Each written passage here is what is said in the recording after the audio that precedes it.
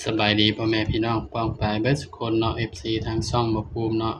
สำหรับมื้อนี้เนาะบ่ภูมิก็สิมาตามแนวทางให้พี่น้องเนาะสำหรับหวยลาวเอ็กต้าเนาะพี่น้องเนาะส่วนเมื่อคืนนี่บ่ภูมิก็บ่ได้ลงเนาะแต่ว่าบ่ภูมิก็ลงเป็นคลิปสั้นให้เนาะพี่น้องเนาะให้เด่นเนาะก็ถือว่าปังอยู่เนาะพี่น้องเนาะ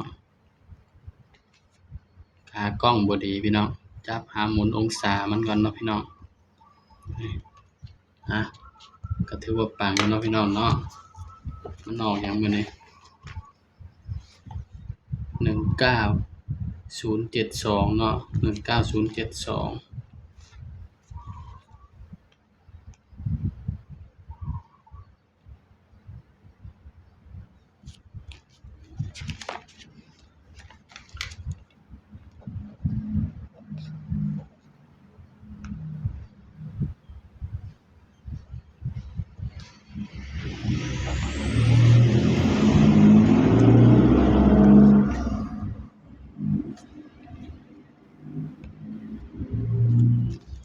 ไปตามกันต่อเนาะพี่น้องเนาะสำหรับ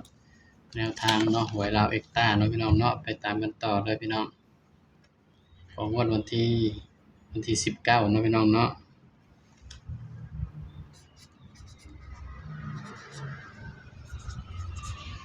ส่วนบ่ภูมิก็บ่มีรายได้ดอกพี่น้องทาง YouTube เนาะแต่ว่าก็สิลงให้ FC คือเก่าเนาะพี่น้องเนาะ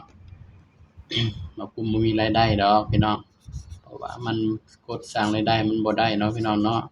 ได้ครึ่งทางเลยพี่น้องแล้วมันว่าบัญชีถูกปิดพี่น้องบ่ภูมิก็เบิดปัญญาเนาะมันให้บ่ภูมิยืนยันเนาะบ่ภูมิก็เฮ็ดบ่เป็นแหล้วพี่น้องจักสิไปยืนยันบ่อนใดเนาะพี่น้องเนาะก็เห็นอยู่ Gmail มันมาบอกเนาะพี่น้องแต่ว่าบ่ภูมิเฮ็ดบ่เป็นเนาะพี่น้องเนาะมันก็เลยปิดบัญชีบ่ภูมิไปเลยพี่น้องก็เลยบ่มีรายได้แล้วเนาะพี่น้องเนาะก็เฮ็ดก็สิลงแนวทางให้ FC คือเก่าเลยเนาะพี่น้อง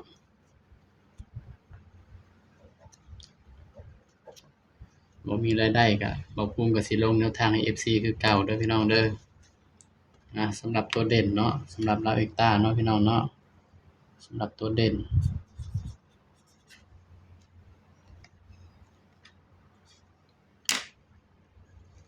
สำหรับเด่นเนาะบ่ภูมิก็สิให้เด่นไปที่7กับ9เด้อพี่น้องเด้อนี่สำหรับตัวเด่นลาวเอ็กต้าเนาะนี่เด่น7กับ9เนาะ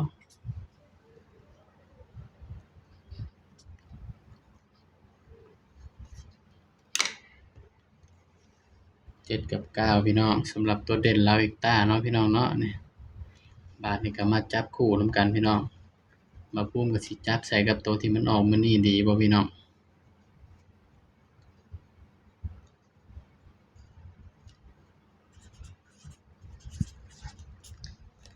ก็มาจับคู่นำกันเนาะพี่น้องเนาะบางเทื่อบ่ภูมิจับให้มันก็บ่มาเด้อพี่น้องเด้อ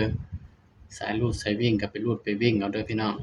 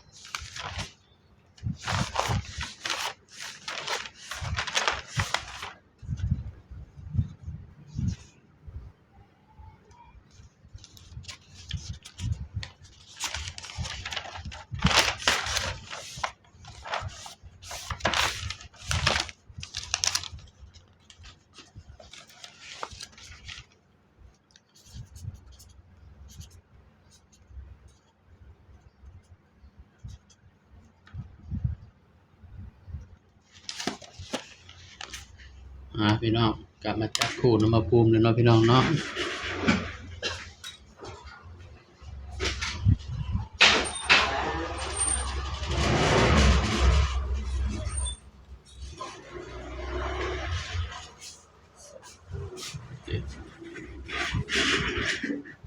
จับคู่นำมาภูมิเลยพี่น้องบัดนี้สำหรับลาวเอ็กต้าเนาะพี่น้องเนาะ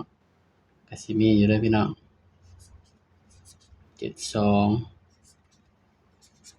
75 76 72 75 76อีกตัวหนึ่งเนาะกันไว้พี่น้อง 74 92 95 96 94นี่เด้อพี่น้องเด้อนี่บ่ภูมิก็มาวินใส่นี่เนาะในชุดวิน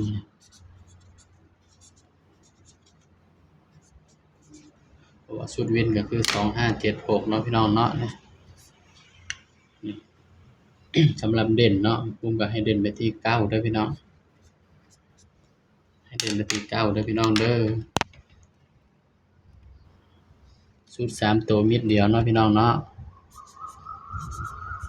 496พี่น้อง